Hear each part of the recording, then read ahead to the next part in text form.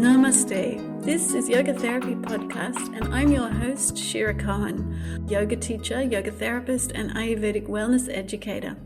In these conversations with experts in the field of yoga therapy, you'll find out what it is and how it can help you and your loved ones to reclaim well-being. We'll touch on physical as well as mental health, physiology, emotions, women's health, spiritual well-being, goddesses, and self-development in the fullest sense. Listening to another story can change ours, so thank you for showing up, and let's begin this journey together.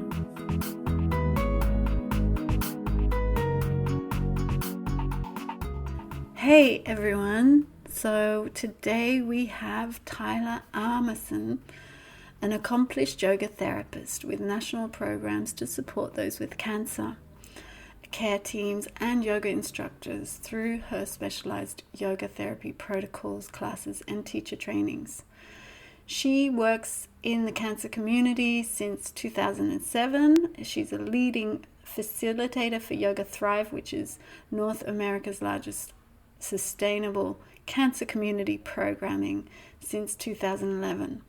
Tyla, alongside Dr. Nicole Coulis-Reed, who's a researcher of the University of Calgary, leads the Yoga Thrive teacher training program. She teaches as well at Wellspring since 2008 and volunteers with Kids Cancer Foundation of Alberta, as well as the Sage Centre, Calgary's community hospice.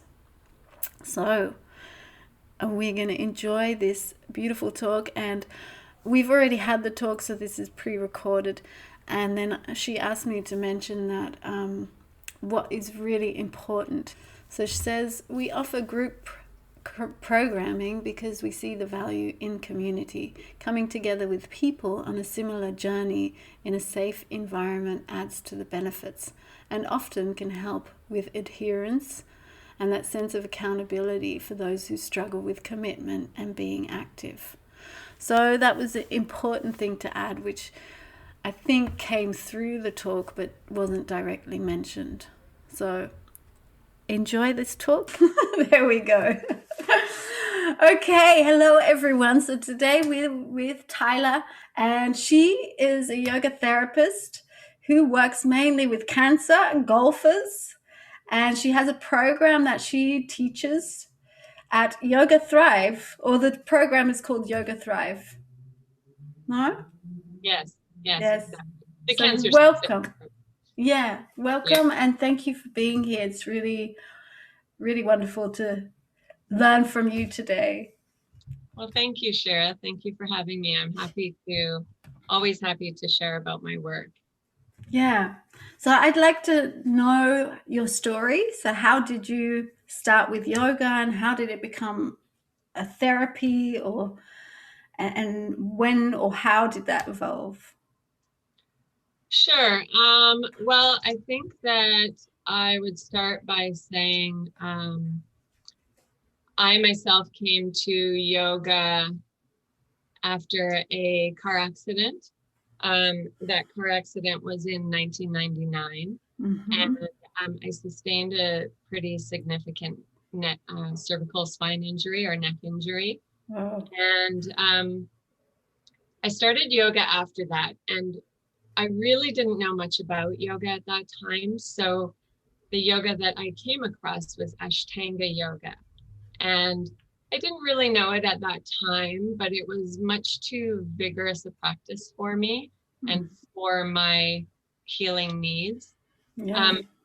I think I fell into it quite naturally, having been a competitive gymnast in my young life. So when I started the practice, it felt very good. It reminded me a lot of gymnastics, right? Fairly vigorous and disciplined. But after probably about a year or so, I realized that it really wasn't serving me. And I kept having physical setbacks with my injury. Because it was so strenuous and intense, or yeah? Mm-hmm. Okay. Yeah. And I don't mean this as a criticism, but sometimes we as teachers get tied to specific goals or even really attached to our class plans that we're teaching. Mm-hmm. And so I had a lot of teachers who really wanted me to be able to do like full back bends and shoulder stands and even headstands. Mm-hmm. And I didn't really know enough at that time. And so I caught on quite quickly, having a physical background, that, you know what, I don't think this is really working for me. And I think I need more of my own knowledge. Good. And so I actually had a corporate career at the time that I loved. And so I just decided to do a teacher training without the intention of ever teaching. I really did not have, and I'm sure there's many. Everyone says that. So funny. Yeah. It's so funny, but I really didn't have the intention to teach.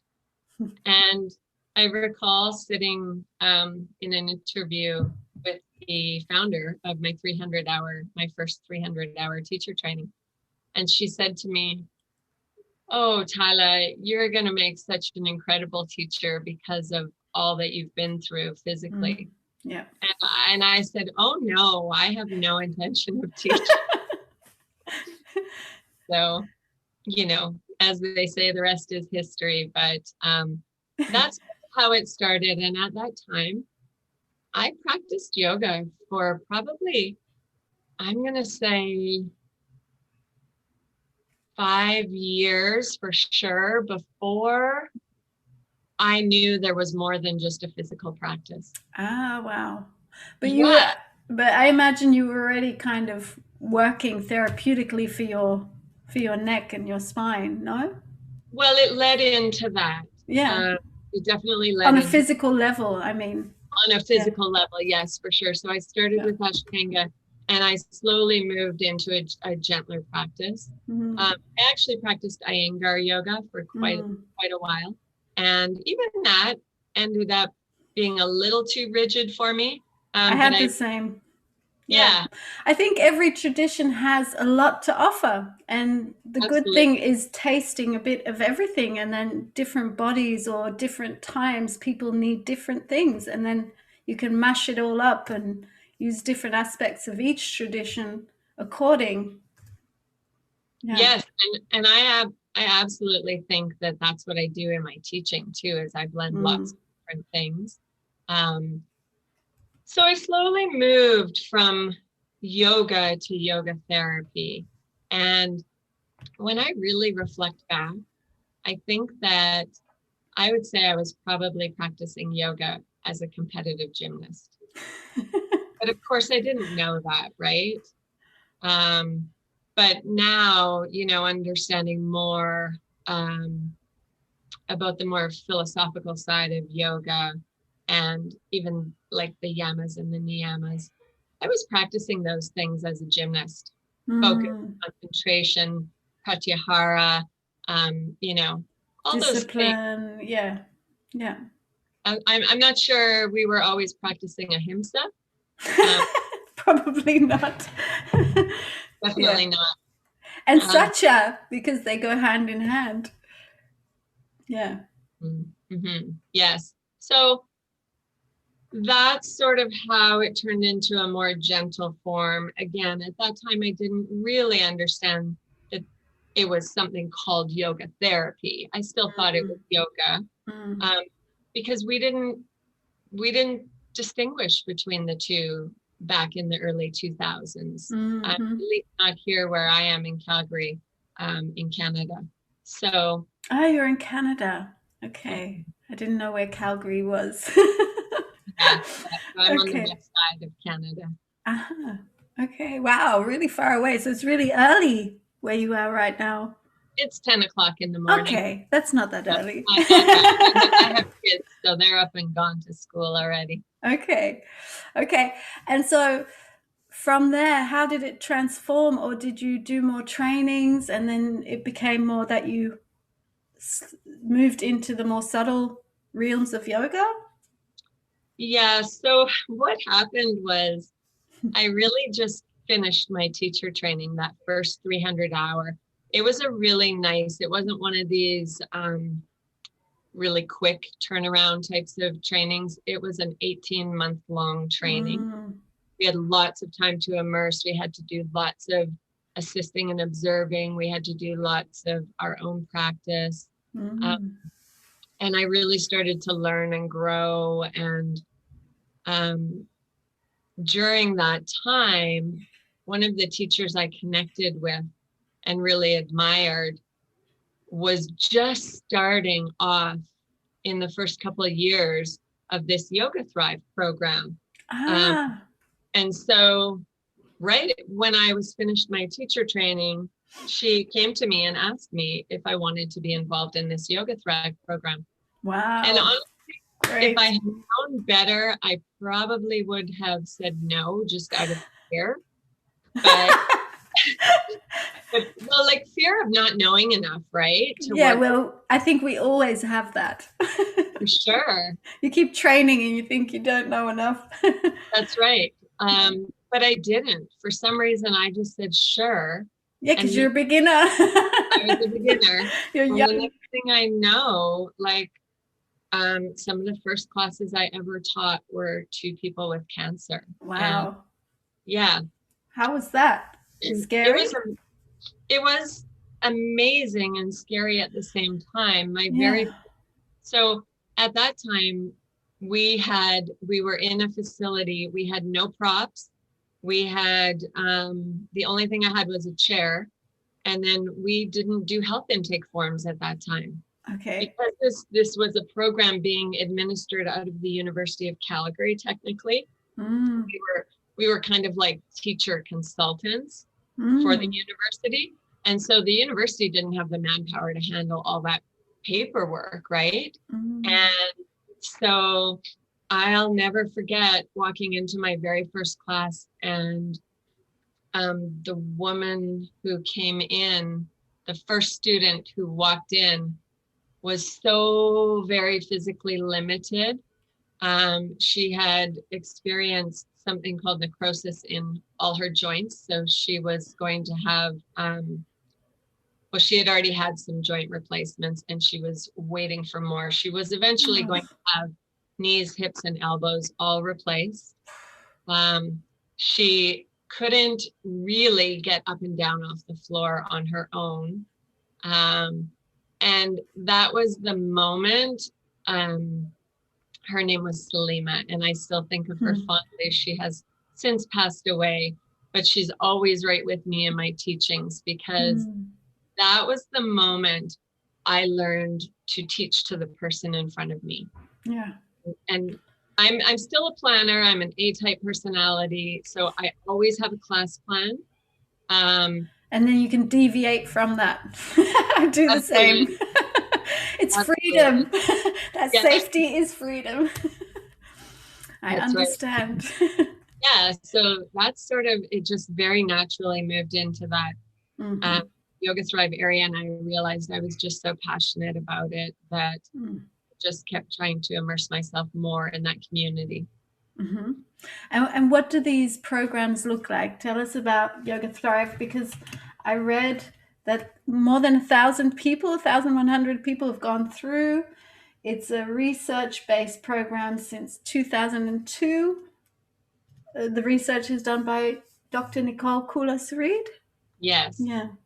Yeah. So Dr. Coulas-Reed is a brilliant researcher. She's certainly known all over the world for her work in cancer and exercise. And yoga falls under that umbrella, under the exercise umbrella in the research world. So sometimes we use those terms interchangeably, and I know probably the yoga world doesn't love that as much, but it's just, there's a lot more exercise and cancer research than there is yoga and cancer research. But it is getting better, and thanks to Nicole and some of her colleagues around the world, the research in yoga is getting broader and broader. So that's great. But yeah, Nicole is really a pioneer in this field. I'm so happy to work with her. We're friends. We've been working together for almost 15 years now. So we worked together on this Yoga Thrive program. I will say she also has a lot of research with fitness professionals and certified exercise physiologists, because those are her students at the university. She's also a professor. Mm-hmm. And so how it works basically is she, as a professor, may have someone coming through and they're going to do their master's, perhaps. And so they might look at something for their thesis. And sometimes it's specific to exercise. So for example, one of the first studies I did was a master's student named Amanda Wers, Dr. Amanda Wers now. And she was looking at the effects of yoga in pediatric oncology. Wow. So with kids. Yeah. So that's how it kind of works. So then a student has this thesis that they want to develop research for. And Nicole will come to me and ask me to develop a program. Wow. And so I'll develop a 12-week protocol that we use in a research program. So sometimes we're using it with different groups of people. In that particular case, we had a couple different groups of children, and we had a few instructors. So it was very important that we were all consistent for the research. So I would every week take the other two instructors through my weekly plan with what the intentions are and how we can adapt it as needed based on who's coming to the class. Because sometimes when I create these protocols, I don't have health intake forms ahead of time. We haven't done recruitment, right? Yeah. So I'm kind of creating it in an unknown space. And sometimes I can look at what the research questions are. Sometimes I haven't been able to. So wow. We're adapting. Yeah. So I've also done a prostate cancer specific program in that similar way. And that program was a very large research grant. And so that program ended up going countrywide. It's a very diverse model. So it's a multidisciplinary program called True North Lifestyle Management. Wow. And basically what Nicole did with that program is, and I mean, there were more people on Nicole's team as well, but from my perspective, Nicole saw a need. Prostate cancer is pretty much as prevalent as breast cancer, right? It's a very prevalent cancer, but men didn't have the same resources that women in with breast cancer have. Breast cancer is very widely known and lots of things out there for women with breast cancer. Can I just ask, is there just as much research on breast cancer as prostate? Because I've just been reading some of those feminist books. Have you read Invisible Women? No, I haven't. It's all about the data, and it seems that most data is on men. So I heard that there's a big funding for prostate cancer, but not for breast cancer, it makes me think, is that... Oh, yeah, no, I'd say it's the other. There's more for breast cancer. Yeah. Okay. Yeah. And so there was a need to create some resources for men with cancer. Okay. And so not only is this a yoga and an exercise resource, but there's a nutritionist, there's psychosocial, there's meditation. So it's a very vast, and it's a platform online. Wow. That we created. Yeah. Great. Can I ask why always 12 weeks? That I know a little bit less about because I'm not a researcher myself, but I think if you asked researchers, it would be that that's sort of a known timeline for behavior change. Okay. And that's a big area of study for Nicole. And so we want to create programs that are going to just like really, if you look at the intention of yoga therapy, it's all about self-curiosity, self-transformation, self-realization. Self-knowledge, self-knowledge, self-agency, regulation, And so I think that, especially when we're talking about research, we can't necessarily see those things happen in a 3-week study, right? Or in a few classes, or so Yeah. we try to get them in for a 12-week commitment. Mm-hmm. And then generally what we see, of course, I've had many of my students for 5 to 10 years. Many of them, I've had some students since I started. And Wow. so, yeah. And So it's working. it's working. Yes. Yeah. Yeah, definitely working. And as Nicole always says, when we're questioned about the research and that side of it, she always says, all you have to do is be there at the end of the class and watch these folks leave after, right? Yeah, you see the difference. Totally. Yeah. Totally. Yeah. That's what I miss about teaching live classes. It's so nice to just sit there and see the after effects. I know. Yeah. It's different now for sure. Yeah. Well, we're opening up again. So next week we can have 4 people in a class inside. Oh, okay. So that's good. And slowly opening to more. Yeah. Yeah. Yeah. So now you're doing things live as well, or not? No, we're not live yet. And certainly not in the cancer cancer. Yeah. community, right? Like I always say they were the first to close and they'll probably be the last to open. Aye. However, the facility that I work out of, it's called Wellspring. Mm-hmm. And it is a cancer care facility for anyone with a cancer diagnosis, as well as their support person. Mm-hmm. And what Wellspring offers is, it's just this incredible place. So we have 2 Wellsprings in Calgary, and they essentially look like homes. They're very big homes.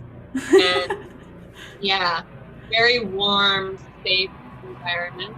And they offer all free programming for people with cancer.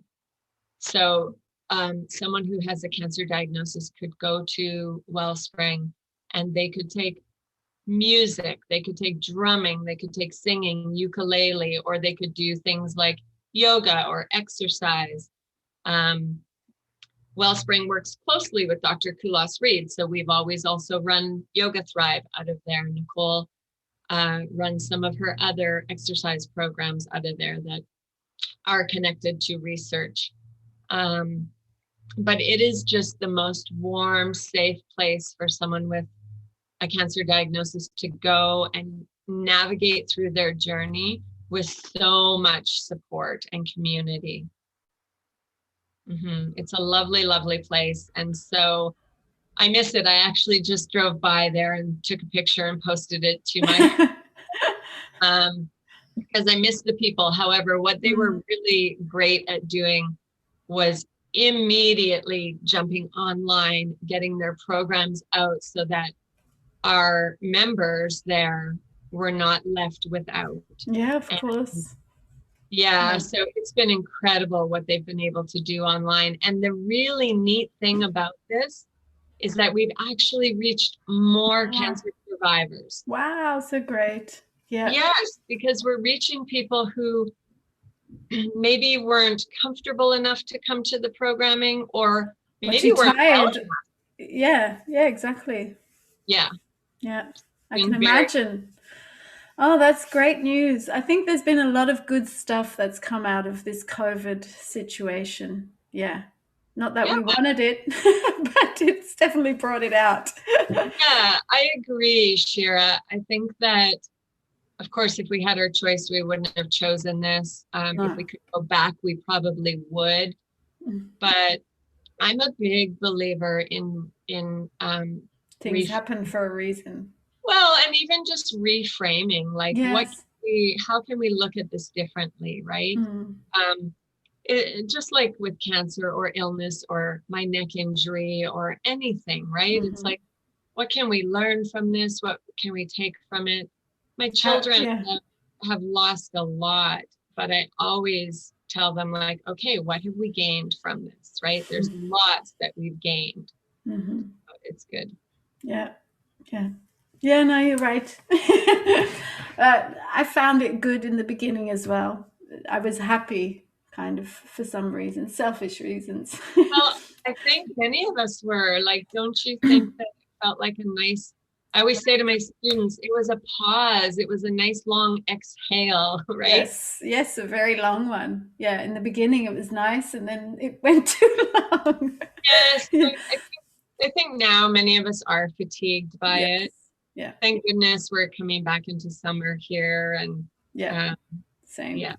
Yeah. So what I wanted to ask, what is foundational, how you work with people? What are guidelines that you use when you're working with cancer patients, as a yoga therapist or Oh, a yoga trainer? so first of all, I would say the absolute necessity is that you meet every person where they are. Mm. Utmost important for sure. That's one of my guiding principles. And I find that sometimes it gets a little bit skewed in yoga, where we have an idea of what our class is, or we have an idea of what we're going to teach in the session, or so on. And I think that really is particularly in yoga therapy, of course, that really has to get put to the side. And the class is not, I don't even consider it my class. Mm-hmm. I consider it my students' class. Mm-hmm. And it's imperative that I meet them where they are. Mm-hmm. I also, for me, and even so, I also train teachers, and in that teacher training, I train teachers specifically to work in the cancer community, not to be a yoga teacher. They're already a yoga teacher when they come to me. Mm-hmm. It's a 32-hour program, no? Yeah, it's actually 40 now. No, okay. 40 hours, yeah. But and I can talk a bit more about that later, but I just wanted to mention that even though I know some of these teachers coming to me, they really have this deep desire to work in cancer. And also in mainstream studios, I know they have folks with cancer coming to their classes. Oh, wow. So even though they may not be a yoga therapist, Nicole and I are not demanding that they go do 800 hours or 1,000 hours, because that may not be a part of their journey, though I still want them to be empowered. And so one of my sort of guiding principles that I try to encourage all my teachers to take on is administering a health intake form. And I think that's really crucial when you are working with people who might have higher needs. And I always say that in quotes because people in our regular classes have higher needs, right? And what do you mean by higher needs? Well, I mean high stress levels, okay, dysregulated nervous systems. Okay, and that's it.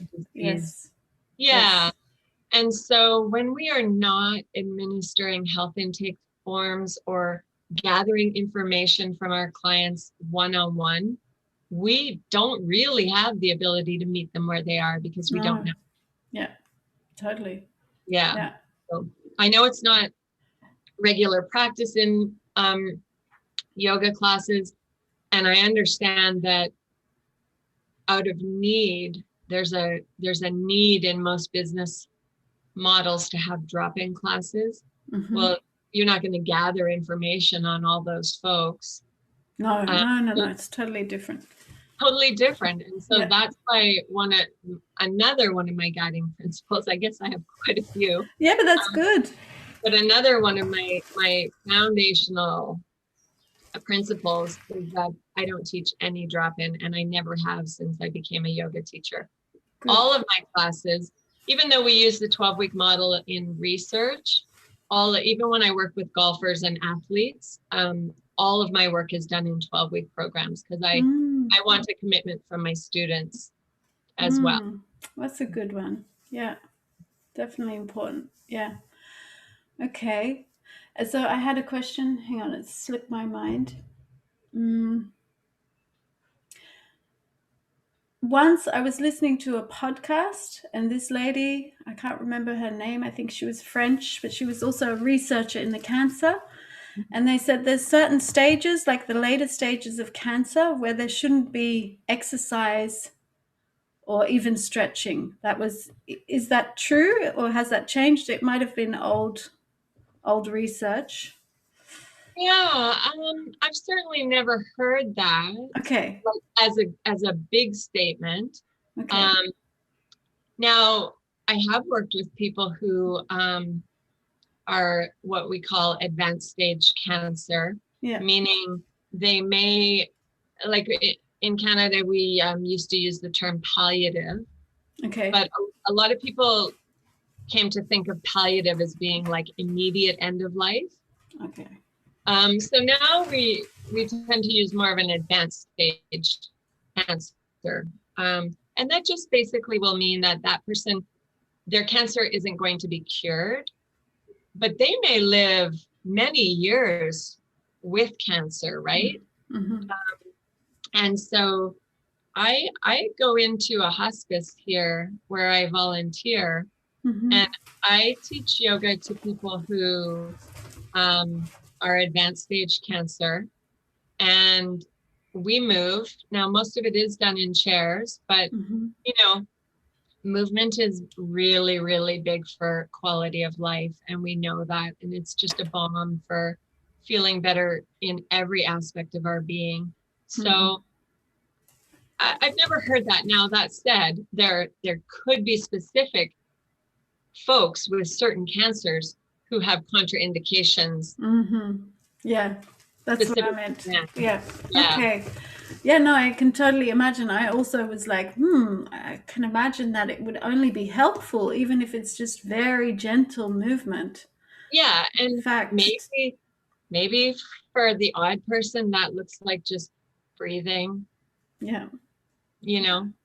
Um, I've I've never had anyone like that. I've had folks who maybe just need some time to, like, they've just come out of surgery, Mm-hmm. and so their practice is going to be breath and visualization for a couple of days. But you know what? Even I've seen some folks who have come out of some pretty extensive surgery, Mm-hmm. and the physio is in there right away getting them moving. Really?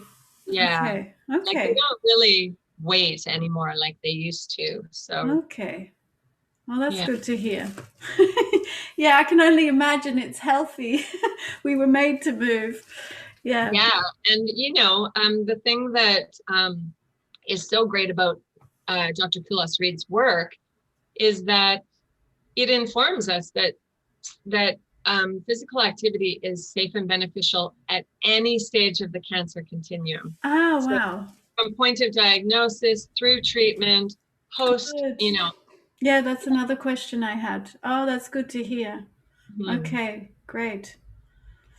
And so you do, well, depending on the person and the check-in, the intake, you adapt to them. Yeah. So the thing about our program is it's pretty self-directed most of the time. Okay. And by that, I mean that they are coming to us. Mm-hmm. They may have been recommended by their doctor to do yoga, or they may have read about us. They get our pamphlets when they get their diagnosis, and they're navigating through the channels, the administrative channels. So we always say it's a self-directed program.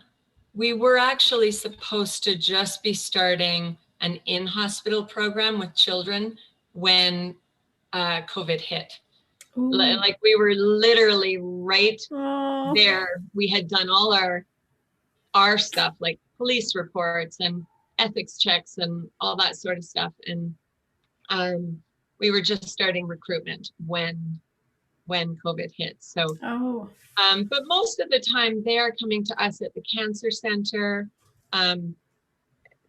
Sometimes we have Yoga Thrive classes running throughout the city where studios donate space to us. Okay. And so it's Great. Nicole's model for the Yoga Thrive program is that it is only a cost recovery. So there is a small fee attached, Mm-hmm.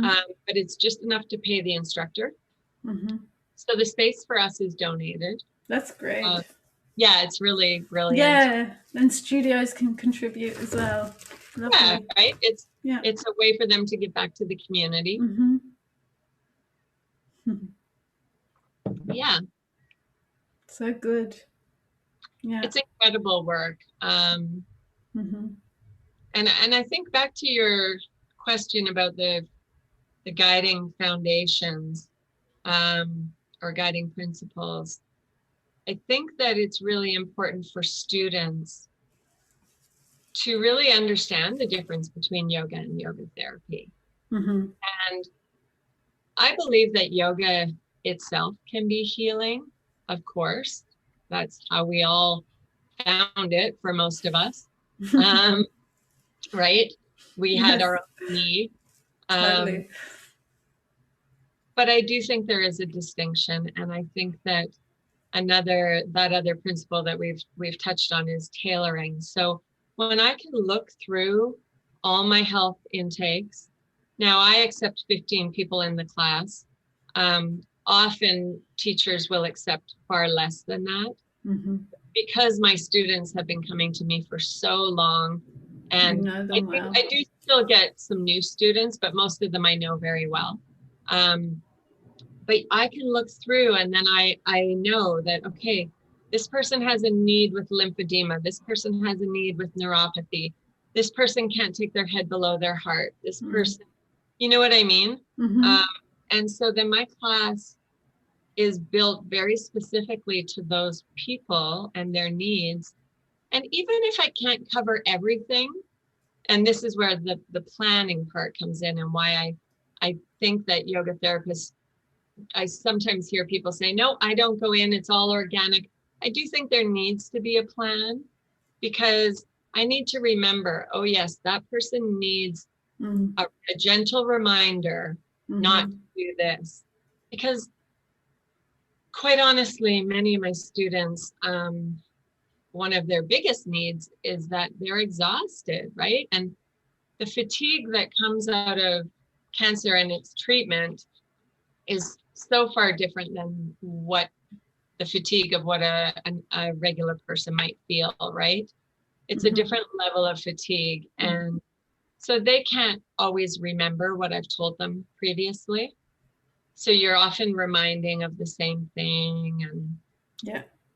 So that tailoring piece is crucial in working. Yeah, it gives you a landing space, and from that it's much easier to look at everyone individually. Yes, I can imagine. Okay, great. And but a main rule, I imagine, is gentle, no? And slow. It Not is. even. Although I'll say at the Cancer Center, my classes are the most active. Oh, wow. Yeah. Like there is your restorative yoga, there's your really gentle, stay closer to the floor. We even offer chair yoga, which I also used to teach. But a lot of students who are, particularly most of them are post-treatment. They come to my class because they know they're going to start to build strength again. Ah, yes, I watched your video and I saw them all in the plank. Yeah. So they do work hard, but they want to build strength back. Sometimes through cancer treatment, they can lose weight, they can lose muscle mass. I can imagine a lot of them. Yeah. And these are important things to these folks, right? It's not like, good. I don't ever believe that my students are coming to me to learn a fancy pose, like never ever. They're coming to me, yeah, exactly. They're coming to me so that they can get back to the things they love, right? They can get back to, maybe it's just getting down on the floor to play with grandchildren. Maybe it's getting back to marathon running, or, you know, everyone has something different. And so I'm not teaching them so that they can do a pose. I actually break down poses. That's probably one of my rules. Well, and even one of my gifts. I'm really gifted at unpacking poses and teaching people how to move well again. So it's not necessarily about a pose, it's about quality of life. Yeah. Yeah. Being able to function and live well. Yeah. Yeah. Yeah. Yeah. Great. Hey, I would like if you would leave us with a practice. Sure, I would Do love you have to. a practice? Yeah. Yeah, Great. just a little one. Great. And I'll keep it in chairs. Mm-hmm. We're already sitting. I'll just But I mute. just wanted to focus on a little practice for the lymphatic system. And the reason for that is obviously lymphedema is pretty prevalent in the students that I teach. And while we tend to think of lymphedema as being something that women with breast cancer experience, really many types of cancer have lymphedema as a side effect. I've seen people who have lymphedema in their legs, in their groin, in the arm where we often see the sleeve, right, from the armpit node removal. So that said, this is a really beneficial class for folks with lymphedema. However, all of us can benefit from improving the movement of our lymphatic system. So it's really good for everyone as well, okay? So we're just gonna start sitting nice and tall with our eyes closed. And I'm not gonna go into too much depth here just for the sake of time, but just connect to your breath.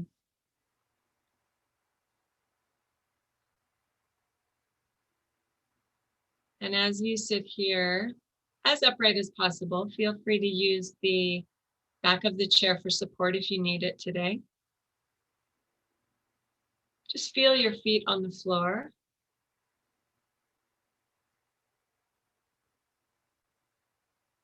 And then notice the parts of the body that are touching something, whether it be the chair or the floor. And just feel that support beneath those body parts. And feel and notice the parts of the body that are touching other body parts. Maybe your arms are resting on your legs. Maybe the legs are touching. Just notice and become aware of those parts of the body. And then just become aware of the parts of the body that aren't touching anything. They're just in space.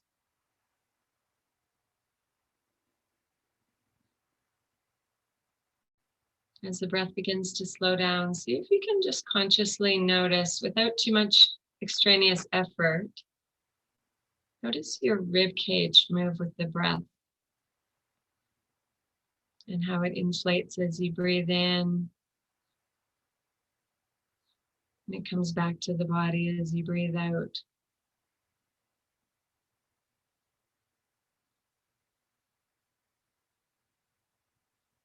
We're just making the breath slightly smoother. And as we do that, you may notice it gets a touch longer or fuller.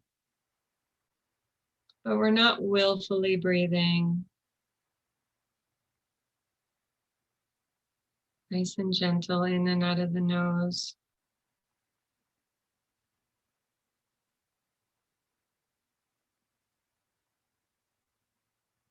And then we'll just slowly open the eyes.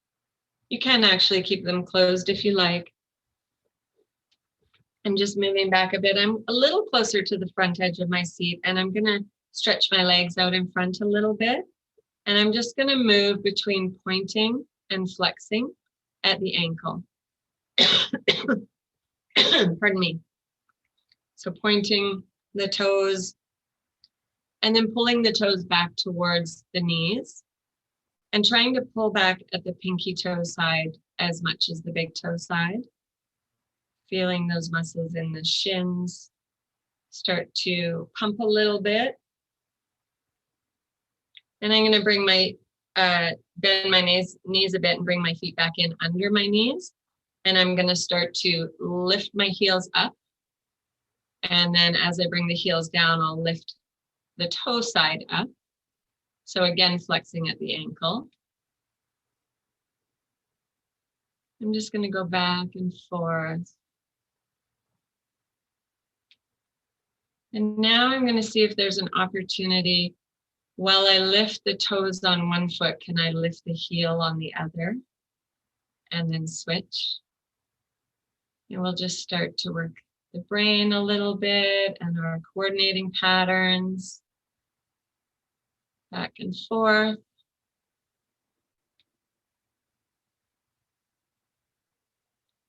And of course, watching your own energy today, you can scooch back a bit if you like.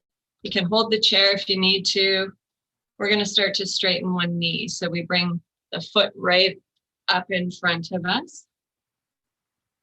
And then straighten the other knee.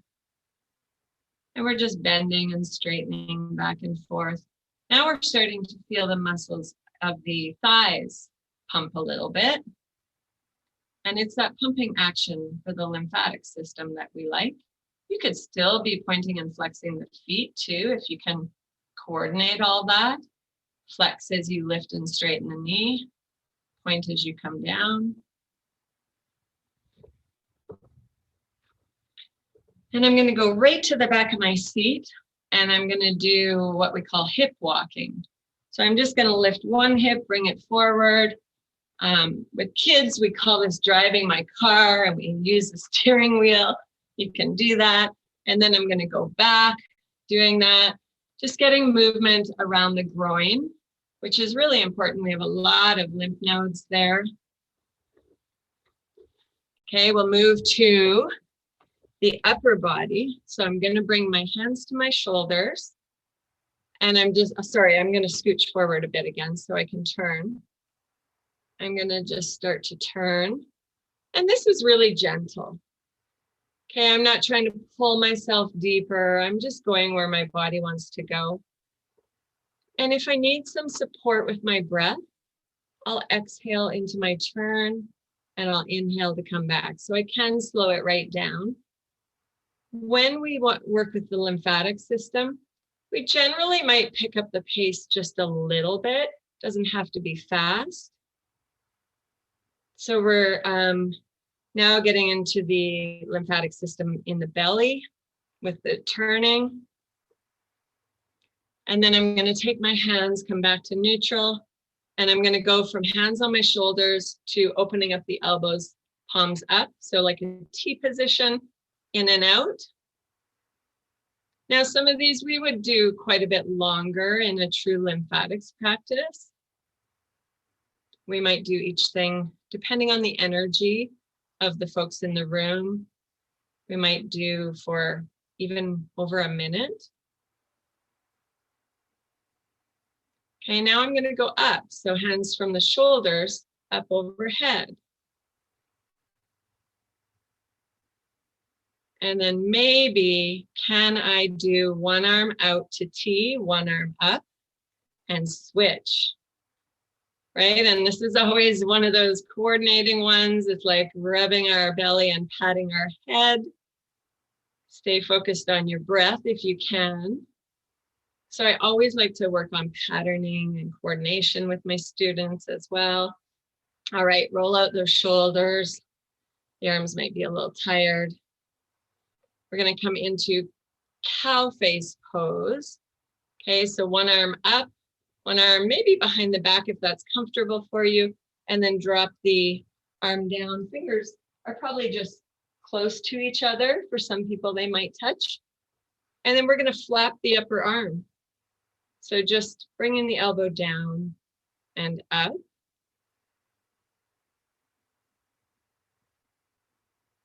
Getting into the armpit area and the shoulder. And we'll just quickly switch for the sake of time. Same thing on the other side. We're not forcing, we're just moving and pumping.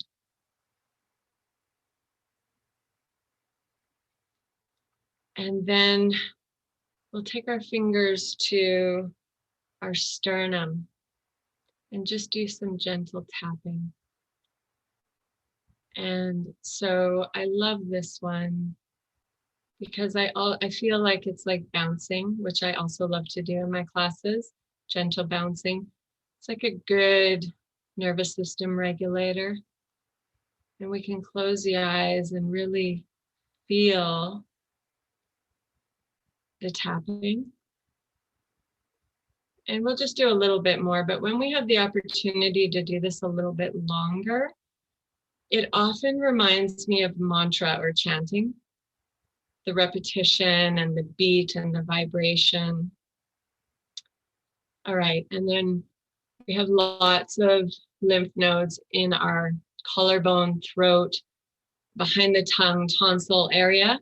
So we're just going to gently turn the head. Now, sometimes if my folks have needs within the neck, I'll get them to move in much more micro movements. So there's no pain bells going off. But if it's okay, you're going to start going side to side. Of course, we have to be mindful if anyone has vertigo or dizziness from medications they're on. And then we'll go up and down. When I cue the neck going or the head going up, I try to get students not to think about the back of their neck. They can even put their hand there if they like, but rather to think about opening the throat instead of crunching the back of the neck. And then chin down to the collarbones gives us that nice stretch at the back of the neck and between the shoulder blades. And then we'll come back to sitting, hands on our legs if that's comfortable. You could bring the hands together at the heart. We'll just pause here a moment. You can close the eyes if that feels safe and comfortable for you, or soft downward gaze. Come back to your breath.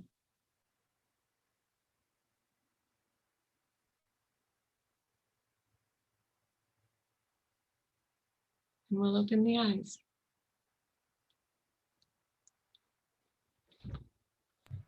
Thank you. That was lovely. It's always lovely to do these practices. Everyone says something different, even if we do the same practice. I don't know if you've listened, but Stephanie Muniz was on a few weeks ago and she did something similar. She works with arthritis, yoga for arthritis. Oh, okay. Yes, I have heard of her actually. Yeah. So yeah. Is she a researcher or a doctor or something? She's a researcher, yes. I just wanted to ask, so how does it work, this lymphedema movement? Why is it so important, and why the pumping? What effects or benefits does it have, just for people who don't know? Well, I think in rough terminology, sometimes what we say when the lymphatic system isn't as efficient. Or congested. Yeah, we'll call it sluggish or congested, okay. And that can happen from cancer treatment, especially surgeries, right? That can, anytime we're cutting into the skin, it can disrupt lymph nodes. And so that's why sometimes then there's swelling in, we see it most prevalently in women with breast cancer because we see their arm, but it can be in other parts of the body for sure. And so we know that sometimes the lymphatic system may not be as efficient as we'd like it to. One of the easiest ways to get it moving is muscle pumping. And what I always share with my students, Shira, this is really important. Something I didn't know for a long time, but if someone is in bed or they are so low energy or they just don't feel well enough to exercise, because that can be a very daunting word for some people. Yeah. I always use the word movement. But what I share with them is that you can do movement for the lymphatic system.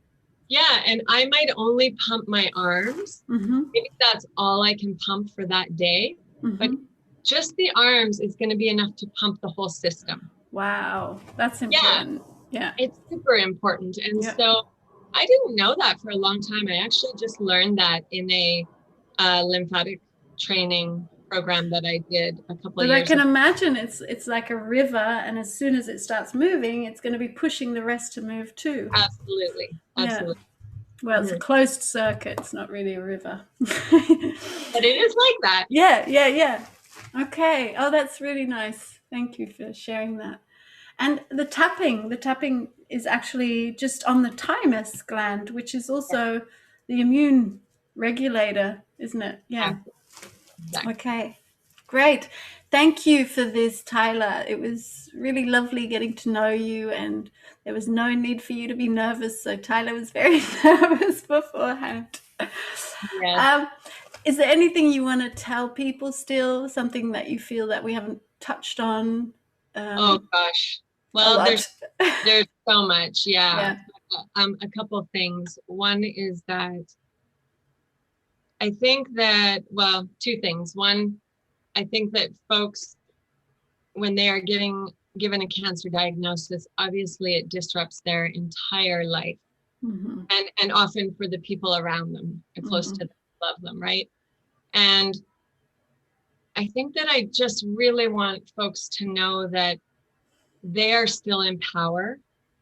And one of the things I've heard most over the last 14, 15 years is people feel an incredible loss of power. And again, I'm not coming in to try and teach any fancy yoga poses.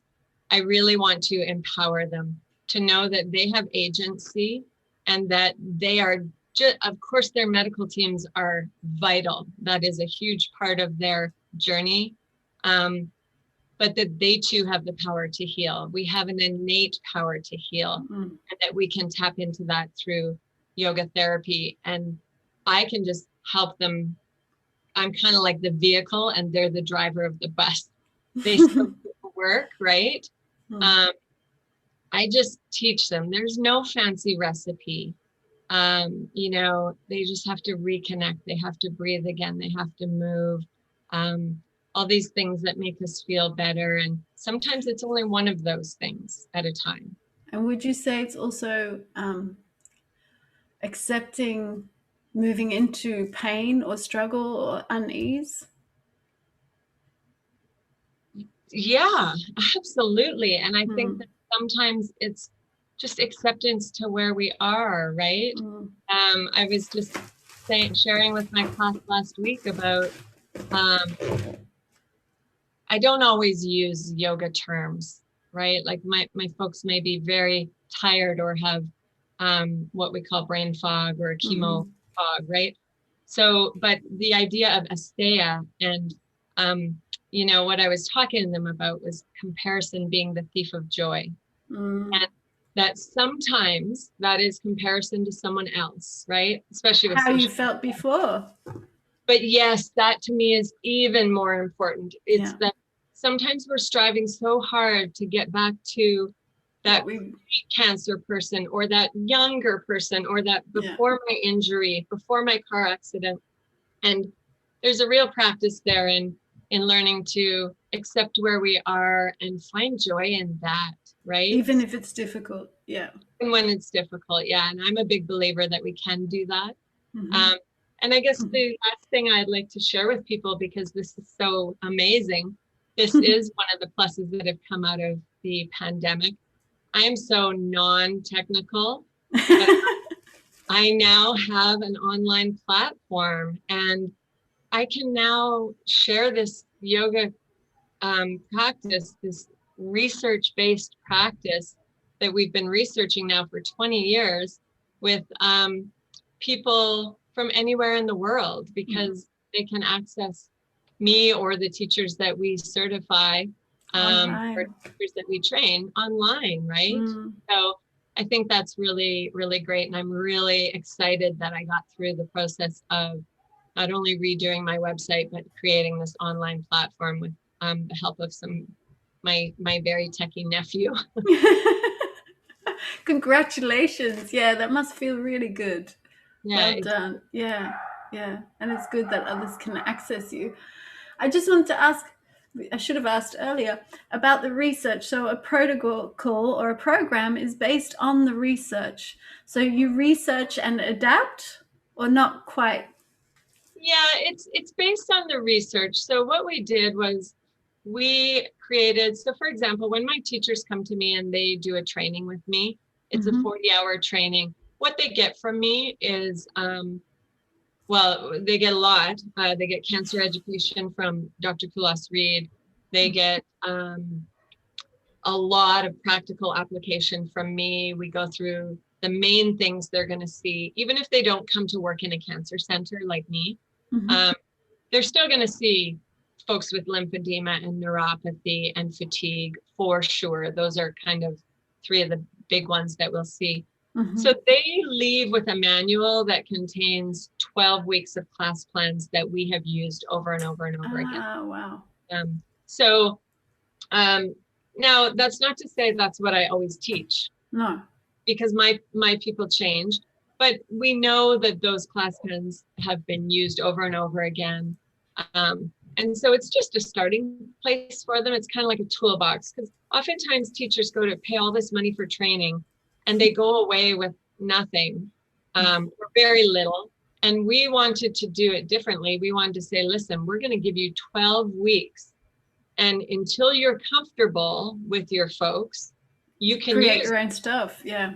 So not everyone teaches that, right? Many people are comfortable enough to go off and do their own and unpack some stuff. And but yeah, that's what they're getting is generally our 12-week protocol. We do adapt it. I generally do little updates before I do each training. Ah, great. Wow. So you're adding in your new experiences. Yep.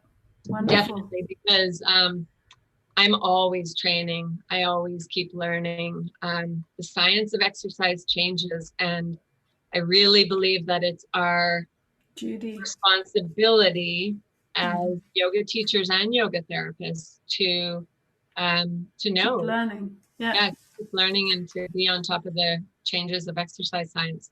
Yep. Okay. Thank you, Tyla. This was wonderful. I will leave all your, links in the show notes, and I will put the video in there and your website and your work. Yeah. Thank you very much. It was really nice to do this. And I was nervous, but as I said to you, if we were just in a coffee shop, I could talk about this for days. Okay, great. Yeah, but it went well. Thank you so much. I'm really honored. Thank you, Shira. Yes. It was really nice to meet you, and great to do this with someone on the other side of the world. And I would love to one day come on and talk about golf too. So. Yeah, this is another thing Tyla does. She works with golfers and athletes. Okay. We'll probably have another talk another time then. Yeah, you bet. You take care, Shira. Bye. Thank you. Bye, everyone.